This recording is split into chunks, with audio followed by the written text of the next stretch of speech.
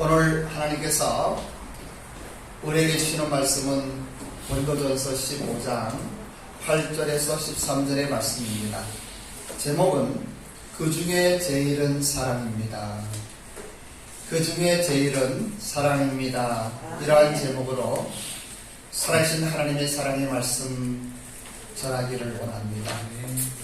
지난 2주간 동안 베토 바이블 처치에 다녀왔습니다. 2주간 연속 빠지니까 마음도 좀 그러고 힘들었는데 오늘 이렇게 변화된 모습 보면서 너무나 감사가 됩니다. 우리 이현식 지사님의 찬양이 너무나 좋네요. 예쁜 은혜가 있네요.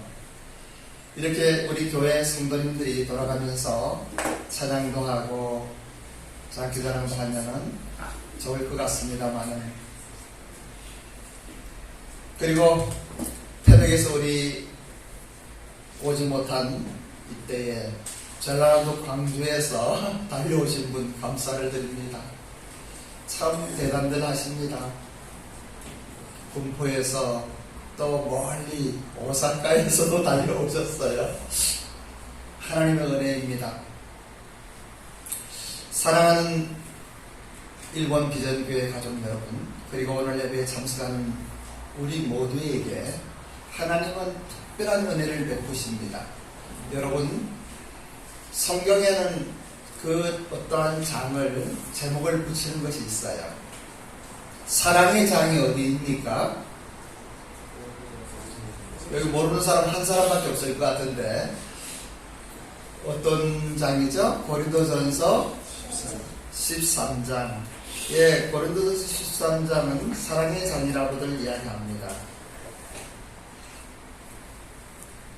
장안위라고 하는 사람이 있는데 그분은 이런 이야기를 합니다. 사랑은 무엇보다도 자신을 위한 선물이라고 말했습니다. 여러분 스스로도 여러분 자신을 사랑하십시오. 여러분들이 얼마나 소중한 존재인지를 하나님은 알면 알수록, 하나님께 가까이 가면 갈수록 우리는 큰 자부심을 갖게 됩니다. 그리고 하나님을 사랑하며 이웃을 사랑하십시오. 사랑을 받는 것과 사랑한다고 하는 것은 사랑의 본질이신 하나님의 DNA로 창조된 우리들의 가장 근본적인 가치이고 올바른 가치이고 멋진 가치이고 참된 행복입니다. 그 행복의 근원인 사랑. 저는 이제 몇 주 동안 하나님의 사랑의 시리즈에 대한 설교를 할까 생각하고 있습니다. 오늘은 그 첫 번째 말씀인데 본문에 들어가기 전에 고린도전서 13장 1절로 2절의 말씀을 기억하시기 바랍니다. 함께 봉독합니다. 사랑의 장 고린도전서 13장 1절로 2절입니다. 시작. 내가 사랑의 방언과 천사의 말을 할지라도 사랑이 없으면 소리하는 우리와 울리는 괭이가 되고 내가 예언하는 능력이 있어 모든 비밀과 모든 지식을 알고 또 산을 옮길 만한 모든 힘이 있을지라도 사랑이 없으면 내가 아무것도 아니므로, 이렇게 말씀하십니다. 이 고린도전서 13장의 사랑의 장이 시작되기 전인 고린도전서 11장과 2장은 은사에 대한 이야기들을 많이 하고 있습니다. 여기에 보면은 방언과 애언과 믿음은 우리에게 필요한 것입니다. 이 방언과 애언과 믿음은 교회를 세우는 하나님의 은혜입니다. 이 12장에서 이 은사에 대하여 이야기하면서 이 하나님의 몸된 교회를 세우는 데 필요한 이러한 것들을, 그럼에도 불구하고 사랑이 없으면 내가 아무것도 아니요 라고 이야기하는 것을 주목하시기 바랍니다. 이 은사는 헬라어로 카리스마라고 부르는데 이것은 하나님께서 주시는 신령한 복입니다. 예언의 은사가 있고 산을 옮길 만한 믿음이 있어도 사랑이 없으면 아무것도 아닙니다. 모든 은사 위에 오래 참고 온유한 사랑의 사람이 되어야 한다라고 성경은 선포하고 있습니다. 그 당시에 고린도 교회는 은사가 충만했던 교회입니다. 그런데 사랑이 식었어요. 사도 바울은 이 말씀을 기록하면서 참으로 간절한 마음으로 호소하며 기록하고 있습니다. 사랑하는 성도 여러분, 여러분들도 온유하고 장성한 사람이 되십시오. 11절에 내가 어렸을 때에는 말하는 것이 어린아이 같고 깨닫는 것이 어린아이와 같고 생각하는 것이 어린아이와 같다가 장성한 사람이 되어서는 어린아이의 일을 버렸노라고 고백하면서 우리에게도 권면하고 있습니다. 사랑하며 존경하는 일본 비전교회 성도 여러분, 그러면 우리가 어떻게 사람의 사람으로 장성한 분량의 믿음 속에 살 수 있겠습니까? 본문의 말씀 고린도전서 13장 8절로 10절까지를 함께 봉독하도록 하겠습니다. 8절로 10절입니다. 시작. 사랑은 언제까지나 떨어지지 아니하되 예언도 폐하고 방언도 그치고 지식도 폐하리라. 우리는 부분적으로 알고 부분적으로 대화하니 온전한 것이 올 때에는 부분적으로 하는 것이 폐하리라. 내가 어렸을 때에는 말하는 것이 어린아이와 같고 깨닫는 것이 어린아이와 같고 생각하는 것이 어린아이와 같다가 장성한 사람이 되어서는 어린아이의 일을 버렸노라. 11절까지이네요. 네, 언제인가 SNS에서 유행되는 국민 일부의 이야기가 있었습니다. 그것은 어떠한 글인가 하면은 원불교 신자라고 하는 것입니다. 원불교 신자는 원망하고 불평하는 교만한 신자라고 하는 이야기예요. 원불교 신자는 주님의 몸된 교회를 파괴하는 사람들입니다. 당시의 고린도 교회가 그랬습니다. 원망과 불평은 교만에서 나오는 것이고 오래 참음과 온유는 겸손에서 나오는 것입니다. 자기의 생각이 우선되며 마음이 높아지면 모든 것을 판단하게 되며 정죄하게 되어 있습니다. 모든 것이 못마땅하고 짜증나고 마음이 들지 않아서 원망하고 불평하게 됩니다. 사랑의 공동체에서 이런 마음은 악한 영으로부터 오는 것입니다. 교만이란 하나님과 멀어지는 마음이고 겸손이란 하나님께 가까이 느끼는 그러한 마음입니다. 사도 바울은 참으로 교만했습니다. 그는 사납고 율법주의자이며 정의감에 불탔습니다. 그런데 예수님을 만나고 다메섹 도상이죠. 하나님을 온전히 알게 되며 하나님의 사랑을 알게 될 때에 그의 삶은 변했습니다. 그의 삶의 태도와 모든 것이 바뀌었습니다. 우리도 때로는 진정한 하나님의 사랑을 깨닫지 못할 때, 그 하나님의 사랑을 느끼지 못할 때, 그 하나님의 사랑을 받지 못할 때에 우리는 똑똑하고 교만하고 누구를 판단하고 정죄하는 이런 삶을 살아가는 그것을 똑똑한 사람이라고 생각을 해요. 무언가 날카롭게 비판하는 사람이 영리한 사람인 것 같아요. 여러분, 하나님을 알면 알수록 우리가 얼마나 벌레 같은 존재인지, 참으로 죄인된 나를 위하여 십자가에서 못 박혀 돌아가셨던 그 예수 그리스도의 사랑이 얼마나 큰지, 오라, 나는 벌레 같은 인생이구나. 오라, 공부한 인생이구나. 나를 위하여 하나님이 이토록 나를 사랑하셔서 예수님을 보내셨구나 라고 생각하게 됩니다. 사랑하는 영적인 아들인 디모데에게 이 사도 바울은 편지를 쓸 때에, 유언적인 편지를 쓸 때 이런 이야기를 합니다. 함께 봉독합니다. 디모데전서 11장 15절로 16절의 말씀 함께 봉독하겠습니다. 시작. 우리보다 모든 사람이 받을 만한 이 말이여, 그리스도 예수께서 주의를 원하시려고 세상에 임하셨다. 죄인 중에 내가 예수니라.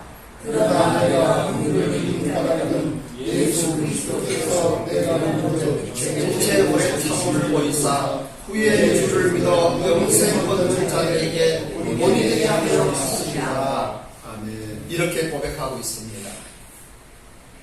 스데반이 돌에 맞아 죽을 때에 보통 사람들은요, 죽음 앞에서는 다 경건한 거예요. 우리나라의 사형수들도 사형을 할 때에는 스님이나 목사님이나 신부님이나 그 사람이 믿는 종교의 지도자를 내세우고, 그리고 마지막 그의 가는 길을 긍휼히 여기는 거예요. 그런데 사도 바울, 그때는 사울이었죠. 이 사람은 달랐어요. 돌로 쳐 죽이라고 했어요.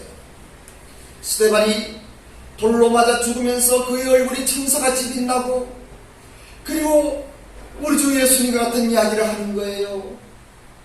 저들을 용서하시옵소서. 이러한 스데반을 돌로 죽이라고 이야기하는 것도 부족해서 하나님을 믿는 사람들을 잡아서 옥에 가두고 길길이 날뛰며 달려가는 이 사울, 후에 바울이 다메섹 도상에서 예수님을 만납니다. 그리고 살아계신 하나님을 만나게 됩니다. 그리고 그 크신 하나님의 사랑을 느끼게 되는 거예요. 그 사랑 가운데 그 악하고 독종이고 율법의 최고였던 그는 오늘 이 편지를 쓰고 있는 거예요. 저는 여러분의 성격이 변하기를 원합니다.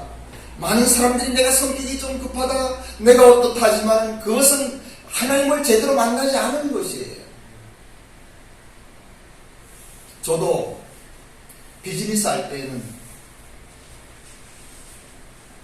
마운틴 픽을 하고 있어요. 불도저라고 멧돼지같이 산돼지같이 달려가는 사람이었어요. 그때는 예수님도 만났고 하나님의 사랑도 알았지만은, 근데 어느 한 날 무릎 꿇고 기도할 때 오사카 성에서 손 들고 기도하는데 하나님의 은혜가 임하는 거예요. 여러분, 여러분의 삶은 변합니다. 여러분의 성격은 변합니다. 네. 여러분의 마음은 새롭게 되는 것이에요. 네. 보라, 새 것이 되었도다. 이전 것은 지나갔으니 보라, 새 것이 되었도다. 고린도 교회는 어떠한 교회입니까?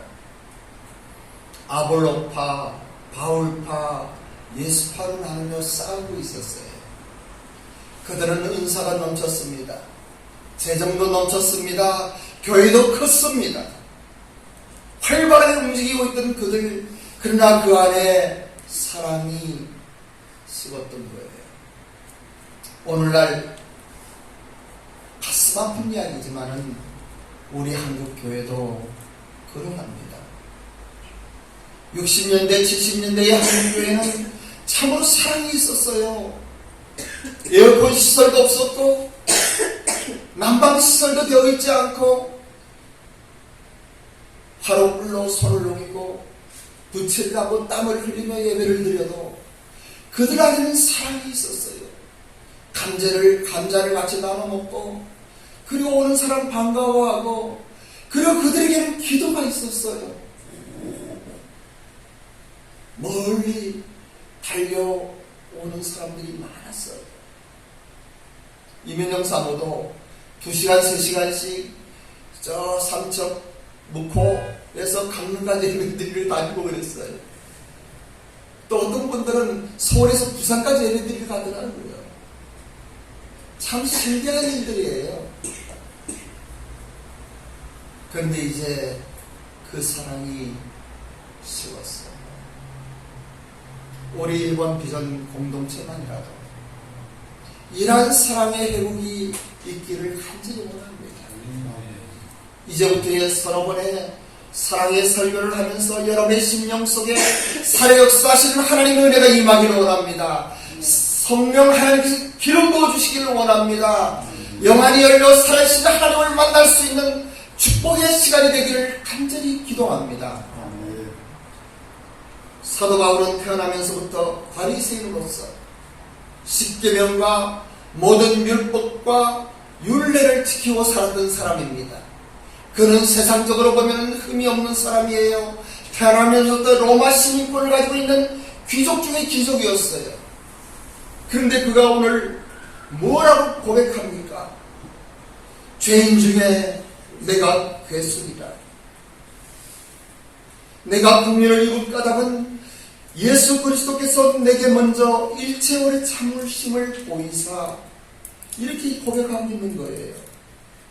죄인 중에 내가 괴수다. 여러분, 사도 바울보다 온전하게 사는 사람이 있습니까?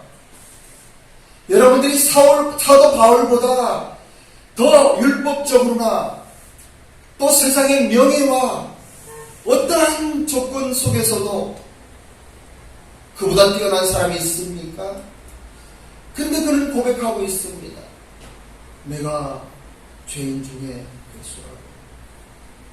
하나님께 가까이 가면 갈수록, 사랑의 본질이신 하나님께 가까이 가면 갈수록 그 사랑의 본질인 하나님께서 우리를 사랑으로 녹이셔요. 우리가 그 하나님의 사랑을 느끼면 우리 자신을 보게 돼요. 그리고 겸손하게 하나님 앞에 고백하게 되는 것이에요. 내가 죄인이구나. 그때 십자가가 분명히 다가오는 거예요. 그 십자가의 사랑으로 내가 다시 사는 거예요. 내가 육체 가운데 사는 것은 나를 사랑하사 나를 위하여 자기 몸을 버린 하나님 아들 예수 그리스도를 믿는 믿음 안에 사는 것이라고 고백하게 되는 것이에요.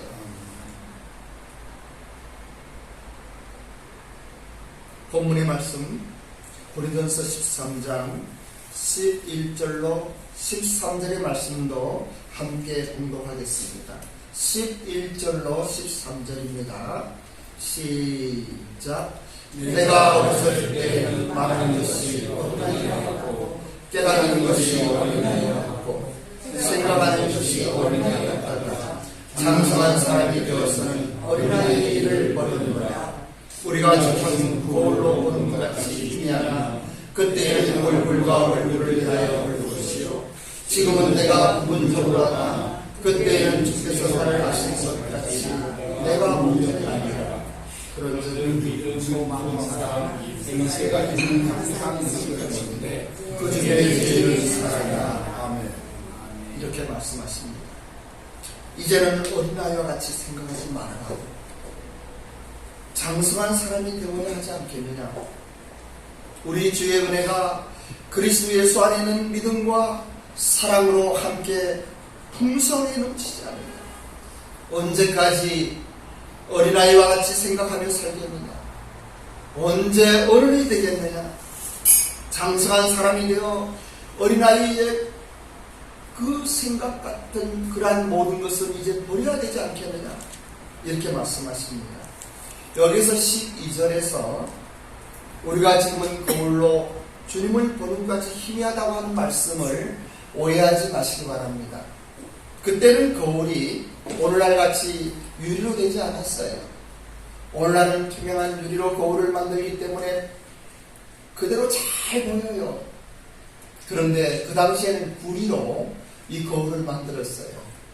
희미하게 보이는 거예요. 오늘날 우리가 십자가를 이야기할 때, 십자가의 사랑을 이야기할 때에도 어쩌면 이 구리의 거울로 보는 것 같이 여러분 희미하게 보일지 몰라요. 그런데 말씀을 보십시오. 지금은 거울로 보는 같이 희미하나 그때는 얼굴과 얼굴을 대하여 볼 것이고. 저는 이 말씀 얼마나 좋은지 몰라요. 예수님을 얼굴로 만나서 볼 거예요. 우리 김혜영 집사님이 보듯이 예수님을 그렇게 볼 것이에요. 희미하게 십자가가 느껴지지만 그때는 하나님의 사랑이 얼마나 큰지, 그 놀라운 하나님의 사랑 가운데 환희와 기쁨 속에 우리는 찬양을 드리게 될 것이에요. 우리의 이 성품이 아닙니다. 주님이 재림하실 때 우리가 이대로 만나든 아니면 마지막 부활에서 만나든 이 썩을 것이 썩지 아니함을 입을 때에는 우리의 성품도 바뀌어요. 지금은 아직 죄의 저주로부터 오는 많은 것들이 우리를 붙들고 있지만 그때는 우리의 세포 조직도 바뀌어요. 그리고 저는요, 분명히 고백해요. 안경 필요 없어요. 그때는 제 눈도 원래의 그 밝은 눈으로 바뀔 거예요. 제가 키가 좀 줄었는데 나이가 먹으니까 그때는 다시 키가 원위치로 복귀될 거예요. 어쩌면 우리 이윤식 집사님이 그렇게 키 작은 거 이야기하는데 키가 쭉 자랄지도 몰라요. 그때는 남자 여자도 없어요. 나의 남편이라는 걸 알 수 있죠. 아, 내 동생이었구나 하는 것을 알 수 있죠. 하지만 그때는요, 그러한 인간적인 모든 성품, 그 성향에서 초월된 하늘의 영광 속에 찬양하며 감사하며 마치 마약을 하는 사람이 마약에 취한 것 같이 그보다 더한 영광 속에 있을 거예요. 마약에 취한 사람들은 몸을 상하게 하고 사회를 파탄시키고 자기를 망하게 하지만은 그때는 서로의 화음의 찬양으로 얼마나 영광된 하나님의 은혜를 감사하면서 넘치는 이 세포가 살아서 움직이는 거예요. 그거 생각할 때 얼마나 기쁜지 몰라요. 얼마나 즐거운지 몰라요. 그날이 옵니다. 그날이 오는 거예요. 그리고 또 지금은 내가 부분적으로 아나 그때는 주께서 나를 아신 것 같이 내가 온전히 알리라. 모든 것이 확실해지는 것이에요. 주님의 얼굴과 얼굴로 보는 것뿐만이 아니고 우리의 모든 것들이 희미했던 것들이 또 잘 몰랐던 것들이 아무리 석학이고 박사라고 또 목회자라 하더라도 성경 다 알 수 없어요. 궁금한 것이 있어요. 근데 아무리 성경을 모르는 사람이라도 이제 얼마 교회 나오지 않은 우리 구경미 지사님 같은 사람이라 하더라도 성경이 환하게 보여요. 다 알게 될 거예요. 그냥 알게 될 거예요. 분명하고 명확해지면서 우리가 수고했던 모든 수고가 얼마나 가치 있었던 것인지 또 우리의 흘렸던 그 눈물을 닦아주시는 그 예수님의 사랑의 손길이 얼마나 감사한지 그러한 것들을 누리게 될 것입니다. 주님께서 우리를 아시는 것 같이 우리도 주님을 알게 되고 그리고 모든 신령한 것들이 열리게 됩니다. 세상에서 커 보이는 것들이 얼마나 보잘것없는 어린아이의 놀이와 같은 것인지 영안이 열려 이 영적인 참된 가치를 발견하게 되면 그 삶은 변하게 되어 있어요. 그런데 이 땅을 살면서도 그러한 영적 가치를 느끼고 또 그것을 붙들며 그것을 위하여 살아가는 사람들이 있습니다. 땅이 이것이 소중하지만 이보다 더 귀한 하늘의 놀라운 것들을 누리며 사는 사람들이 있어요. 저는 여러분들에게 이러한 영안이 열리기를 원합니다. 사도 바울은 사도행전 20장 24절에서 나의 달려갈 길과 주 예수께 받은 사명 곧 하나님의 은혜의 복음을 증언하는 일을 마쳐야 하며 나의 생명조차 조금도 귀한 것을 여기지 않겠다고 선언했습니다. 그리고 사도 바울은 선언합니다. 그런즉 믿음, 소망, 사랑 이 세 가지는 항상 있을 것인데 그 중에 제일은 사랑이라. 사랑하는 1번 비전교회 가족 여러분, 여러분의 마음에 사랑의 공동체인 교회와 가정에 대한 어려움이 있습니까? 교회는 언제나 원불교 신자들이 있습니다. 뒤에서 수근수근대는 사람들입니다. 그 마음이 참으로 사랑의 공동체를 사랑하는 마음으로 온 것입니까? 그러하다면 여러분들은 성숙한 사람이요 장성한 사람입니다. 그러나 만일 그저 내 마음에 들지 않는 것이라고 한다면 여러분의 마음에 교만의 영이 온 것입니다. 원망하고 불평하고 수근수근한다면 고린도 교회같이 사랑은 식고 다툼과 분쟁을 하게 되며 교만한 사람들로 가득 차게 될 것입니다. 오늘날 한국 교회를 볼 때에 안타까운 것은 그것이에요. 교회는 커졌고 또 기독교 방송 하나들도 아닌 많은 곳에 하나님의 말씀이 선포되고 있지만 그러나 사랑이 식었어요. 하나님을 향한 사랑이 식었어요. 그리고 이웃을 향한 사랑이 식었어요. 교회를 향한 사랑이 식었어요. 또 나 자신을 위한 사랑도 식은 것 같아요. 여러분 무엇보다 여러분 스스로 여러분을 사랑하십시오. 하나님의 말씀은 이 사랑 하나 말씀하시는 거예요. 그 어떤 것보다 소중한 것은 이 사랑이라고 이야기하는 것이에요. 이 사랑에 대한 구체적인 것들은 다음 주에 또 말씀을 드립니다만 여러분 자신의 가슴에 손을 얹고 한번 이야기해 보셔요. 한번 손을 이렇게 얹어 보셔요. 문에 배워왔기 때문에 지원지시모 아이시마스 때이때고 다사이 나를 사랑한다고 구경미 너 사랑한다라고 구경미 집사님이 이야기하세요. 네, 전부 자기 마정진하고 이 가슴에 손을 얹고 마정 집사님이 말씀하세요. 마정진 참 열심히 잘 살았구나. 80년 세월 이 먼 길에 또 예배드리러 갔구나. 내가 너를 사랑한다라고 자기 자신에게 한번 이야기해 보셔요. 한번 합니다. 시작. 박일수 참 잘했어. 내가 너를 사랑한다. 정민이 했어? 왜 안 했어? 교만한 영이 들어갔어? 원불교 신자구나. 예. 자, 그렇게 하세요. 저는 우리 교회 가족들을 생각할 때, 단체적으로나 개인적으로 볼 때, 예배에도 만나면 참 마음이 편안해집니다. 그리고 기분이 좋아집니다. 여러분 주위에서도 여러분들이 만날 때 그러한 사람들이 있을 것입니다. 예수님을 닮은 사람들이 있을 것입니다. 만나면 왠지 좋은 사람이 있을 것입니다.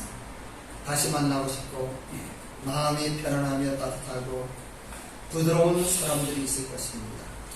장성한 사람, 온유한 하나님의 사람, 은혜가 넘치는 부드러운 사람, 바로 하나님을 믿고 하나님의 사랑으로 거듭난 그러한 사람이 여러분들이십니다.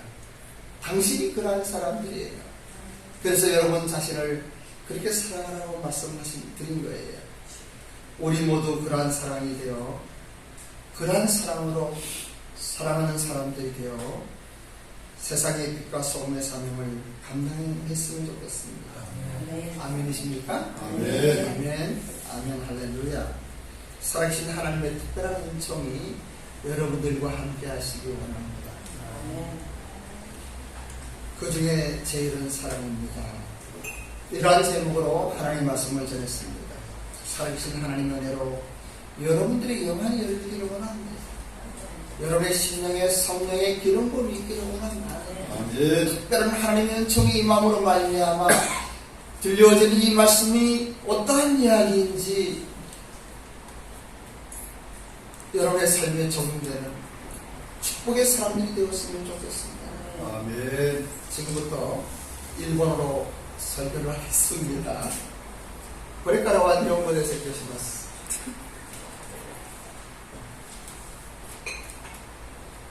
今日神様が私たちにくださった御言葉は第一コリント13章8節から13節です。愛は一番優れているのは愛です。一番優れているのは愛です。このような対応を持って神様の御言葉を宣言したいと思っております。愛する日本ビジョン協会の皆さん、お元気ですか？チャン・アヌイという方は、愛は何より自分自身のための贈り物だと言っております。皆さん自分自身を愛してください。神様を愛し、隣人を愛してください。愛を受けること、また愛すること、これは愛の本質である神様の形になって創造できた人間の一番大切な価値であり、幸せの源です。パウロは愛するコリント教会の方々を思いながら、本当に心を込めてこの手紙を書くんです。今日は第一コリント13章11節から13節までの御言葉を朗読します。私が子供であった時には子供として話し、子供として考え、子供として論じましたが、大人になった時には子供のことはやめました。12節、今私たちは鏡にほんのり映るものを見ていますが、その時には顔と顔を合わせて見ることになります。今私は一部分しか知りませんが、その時には私が完全に知られているのと同じように私も知ることになります。13節、こういうわけでいつまでも残るものは信仰と希望と愛です。その中で一番優れているのは愛です。この御言葉をよく見てください。これからは子供のように考えないでくださいと言っております。成熟した方にならなければいけないじゃんと使徒パウロは語るのです。主の恵みがキリストイエスの中で信仰と愛とともに豊かになっていく。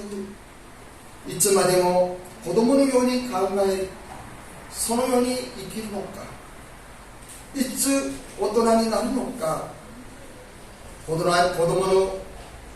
ようなことは捨てなければいけないでしょうと使徒パウロは言っているのです。12節の言葉でですね、今私たちは鏡にほんやり映るものを見ていますがというものを誤解しないでくださいね。なぜかといえば、その時は今の鏡とは違うんですね。今の鏡はガラスとしてはっきりと見えるけれども、その時は鏡がですね、今のように見えないで塔として作ってですね、はっきりと見えなかったんですね。だから使徒パウロはこのことをこのように言います。これは私たちが十字架を知って十字架を感じるけれども、ある意味ではこのような鏡で見るようにはっきりと見えないところがあるんです。でも今の御言葉によったら一部分しか知りませんが、その時にはその時はですね、イエス・キリストと会う時なんです。イエス様と一緒におる時なんです。その時には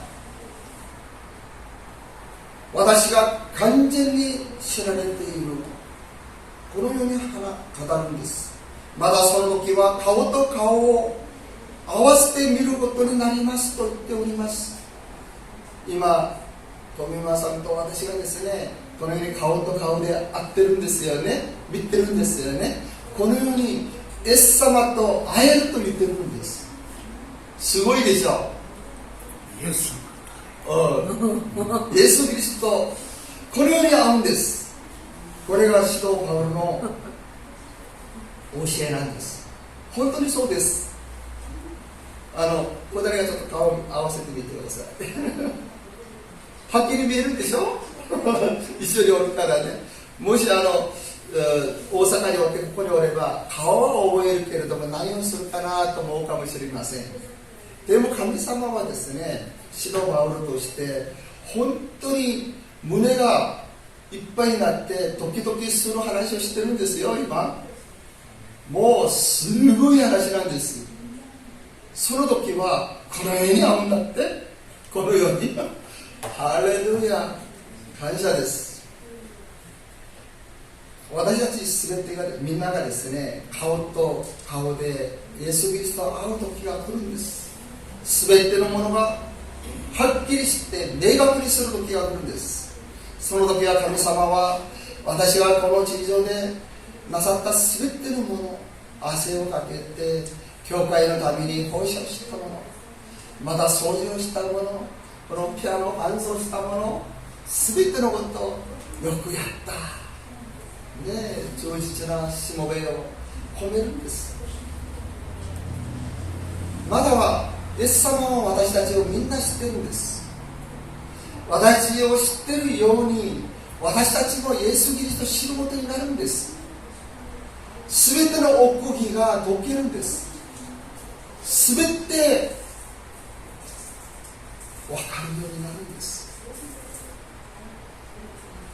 その中で私たちのこの世の中でも味わう人がおるんです。感じる人がおるんです。その人は生き方が違うんです。何か違うんです。この世の価値じゃないんです。子供の時遊んだものは捨てるんです。大人になれば別の世界があるんです。信仰の世界もそうなんです。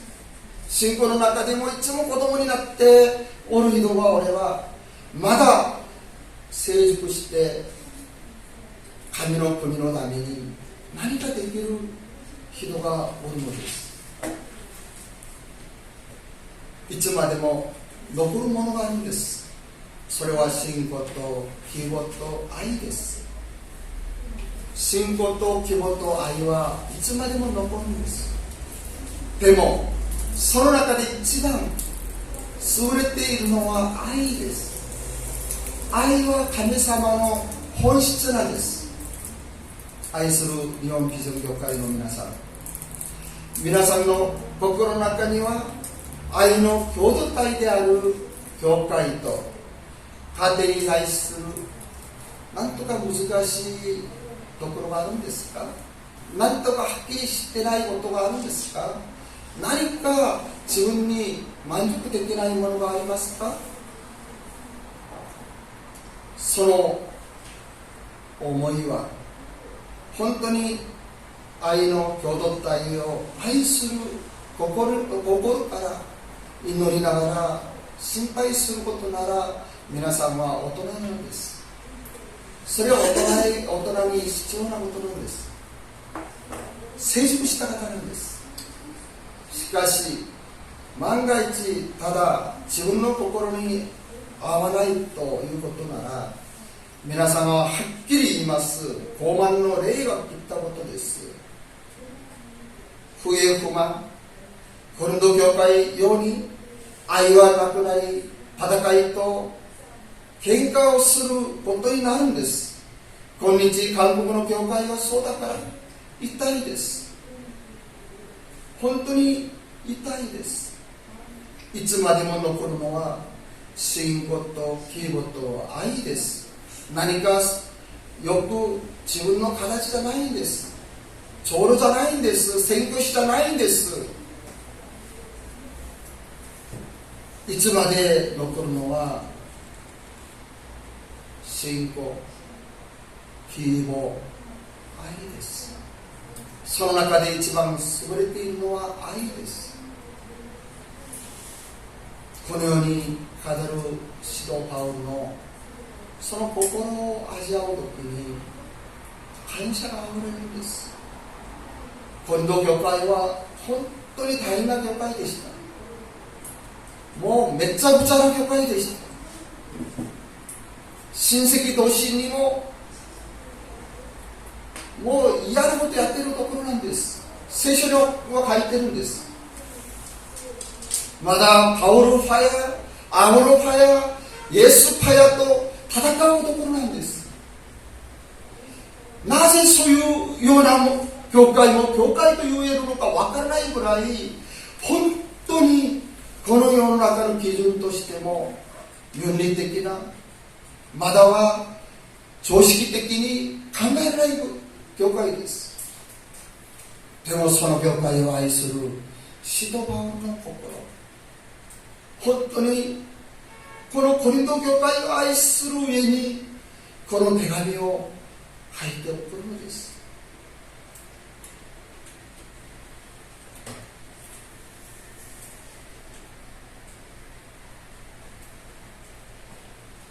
いつまでも残るのは信仰と希望と愛です。これにはですね、人間的なことはないんです。